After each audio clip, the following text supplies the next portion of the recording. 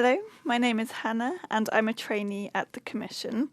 I'm going to talk to you about Facebook, some of the advantages, disadvantages and future possibilities. And I'm going to start my speech now. One of my New Year's resolutions for 2017 was one that perhaps many people have, and that is to check my Facebook account less. I did some research and found some statistics which showed how influential Facebook is in our lives on a worldwide scale. The most shocking statistic which I found was that there are approximately 1.79 billion users of Facebook, which is almost 1 in 4 people on Earth, so 25% of the world's population. So this is undoubtedly the largest network with more users than Twitter and Instagram. And I'm going to talk to you about what I see as the most important advantages, disadvantages, and dangers and possibilities for the future. So let's start with the advantages. For someone who lives abroad, for example, it's a wonderful tool to stay in contact with friends and family and contact anyone, anywhere, at any time, and keep these friendships and relationships virtually. However, with this, an important factor to bear in mind is that we only gain a snapshot into the lives of Facebook friends who we don't see day to day. What we see on our news feeds is often portrayed in a very positive light, and this can make us compare ourselves to what we see on Facebook. Let me give you an example. So an album of holiday photos may look like the person had a wonderful time. However, this may not necessarily be true. Posting about a new job, a wonderful sounding new job, does not necessarily mean that this person is happy with it. And this leads to the danger of creating a different or potentially a false perception of other people's lives. And in turn, I believe that this can affect our own expectations.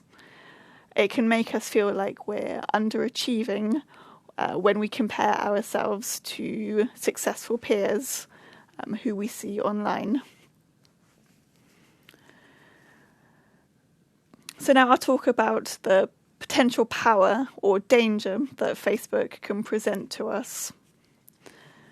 It's alarming to think that people in the last decade are potentially the first generation to ever have their life documented on this worldwide platform.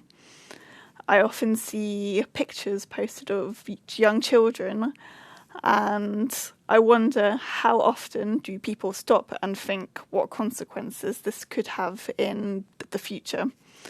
So let's say in 30 years' time, people with the know-how could have the possibility to have access to somebody's entire life, from the moment they were born to their 10th birthday party or their university life.